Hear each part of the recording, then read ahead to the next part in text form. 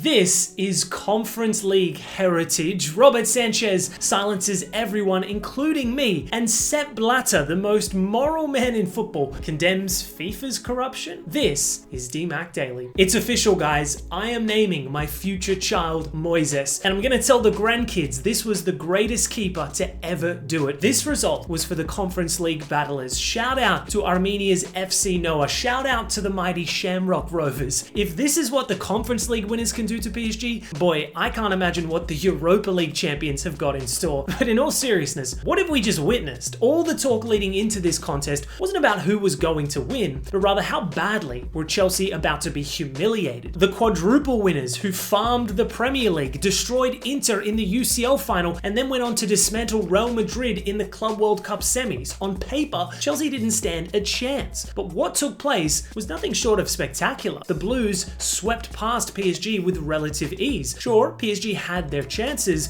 but objectively, Chelsea were by far the superior team. Enzo Maresca with a tactical masterclass, deploying Reece James in central midfield, allowing Gusto to bomb down that right flank, whilst Pedro Neto played more of a pragmatic wingback role to essentially limit Hakimi's influence. Maresca clearly did his homework in identifying both PSG's biggest offensive threat, but more importantly, their biggest weakness in PSG's left side defensively. And who better to exploit that weakness than Cole Palmer? When he is on, it's poetry in motion, a literal cheat code. He's not the quickest, he may not have a rocket of a shot either, but his delicate yet ruthless nature, particularly in that right half space, is magic. Two beautiful goals today and an equally stunning assist. In Joao Pedro, this guy can actually find the back of the net. However, real Chelsea fans will attest that Moises Caicedo is the real MVP of this team. Bro has been putting in 8/9 out of 10 performances every game for as long as I can remember. I have been dying on this hill that Caicedo walks into any team in world football right now, and today just proved that. He completely nullified PSG's midfield trio. And speaking of underrated performances, Robert Sanchez, I'm sorry,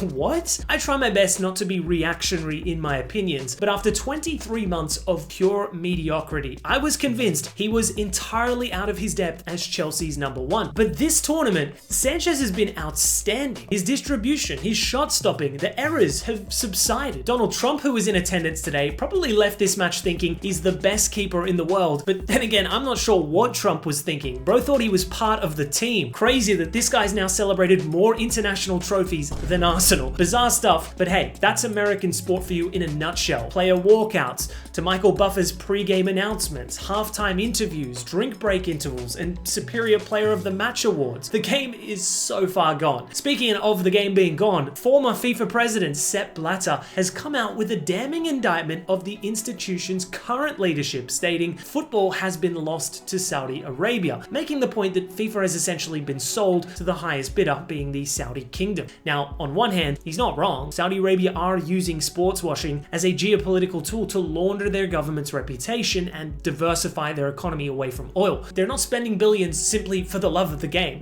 But hearing this condemnation be voiced by none other than Sepp Blatter is kind of hilarious. I mean, this guy's the human embodiment of corruption. He's the OG FIFA mafia boss. His shady practices for almost 2 decades set the stage for what we see today. And finally, in transfer news, some big deals have taken place in the last 24 hours. David Ornstein has confirmed a deal has been agreed, Gyökeres to Arsenal for 73.5 million euros. It's finally happening. Meanwhile, Bournemouth have struck a 25 mil deal for Georgi Petrovic, an amazing signing by the Cherries. Napoli have just dropped 31 mil on Bologna centre-back Sam Bakema. Fenerbahce beat AC Milan to the race for emerging left-back Archie Brown. They're also chasing after PSG duo Milan Skriniar and Marco Asensio. Mourinho's cooking up a storm in Turkey, whilst crosstown rivals Besiktas just unveiled their new number 10, Orkun Kokcu. The Istanbul Giants aren't messing about this summer, that's for sure. Anyways, that's today's DMAC Daily. See you tomorrow.